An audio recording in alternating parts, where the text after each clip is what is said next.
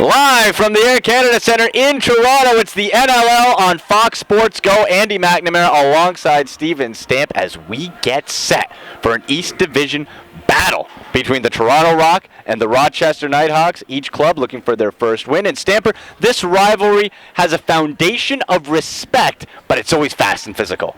Oh, and the respect based on mutual hatred. Yes. These teams have played for a long time. They've had a lot of great battles. They're both very competitive year in and year out. And you amp that up tonight by noticing both teams are 0-1, as you mentioned. And, 0-2, nobody's going to panic. They're veteran teams with great coaching and leadership. But still, these teams play again on Saturday. Whoever's 0-2 is facing the specter of an 0-3 start in 2 days. Sure, absolutely. And the last time these two clubs met, of course, was in the East Final, which Toronto bested Rochester there. Cody Jamieson tore that ACL, not the ACL, the Achilles. And he's back. Yeah. That was a nasty. It's always scary when you see a player not get hit and just collapse. Yeah, something's gone wrong. That's what we saw with Cody Jamieson. Yeah. So we're going to do something a little different on the pregame show this season. We're going to have Stamper's Edge. Edges to the game. Who has the edge? Let's begin with the goaltenders. Goaltending. Last year, Toronto had great goaltending. Nick Rose and Brandon Miller, both very good. Nick Rose struggled a little bit in the opener. He wasn't that bad, but you always have to give the edge to Matt Vince. He's won 4 of the last 5 NLL Goaltender of the Year awards. The only thing is he gave up 16 goals last week, but have you ever seen Matt Vince have 2 bad games in a row? No, it's a hiccup. Yeah. He's going to bounce back. Now, on defense for the Toronto Rock, they lost Bill Greer in the season opener. Yeah. Bradley Cree gets the call up from the practice roster. Yeah, and Cree's a steady young player, but Bill Greer had, I think, one of his best seasons last year. He was excellent.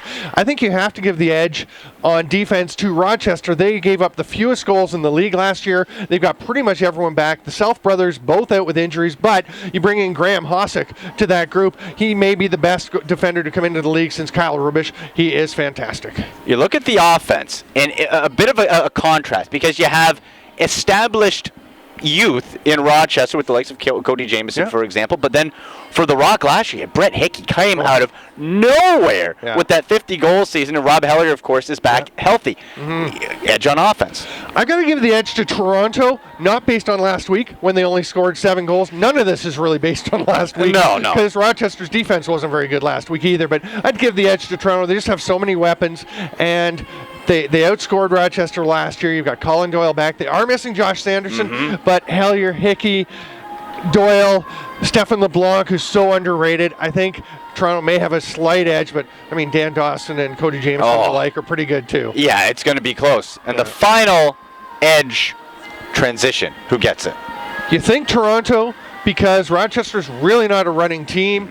They like to get the O out, get the D out, let them do their jobs. You've got the likes of Jesse Gamble and Brock Sorensen and some guys, Brody Merrill for Toronto. Sure. But Toronto didn't have much in the way of transition last week. And Graham Hossack, as Rochester tweeted, we thought we were going to shut down defender. He scores too. Hossack had 2 goals last week, and they were lovely. He's pretty good. He's pretty good. Awfully good. Quick off-season moves. Who gets the advantage on their off-season acquisitions, releases, draft, all that? The draft is the big thing for these teams, and Luke Magnan coming into Toronto at 17th overall is a great value pick. He's a very solid defender for them, but Rochester had 5 defensive players they chose. All of them can be impact players, and Graham Hossack, the best defender in years, and all the great offensive guys, he may still be the best guy out of this draft down the road. We'll step aside. National anthems up next, then the face-off. Toronto versus Rochester coming up here at the Air Canada Centre.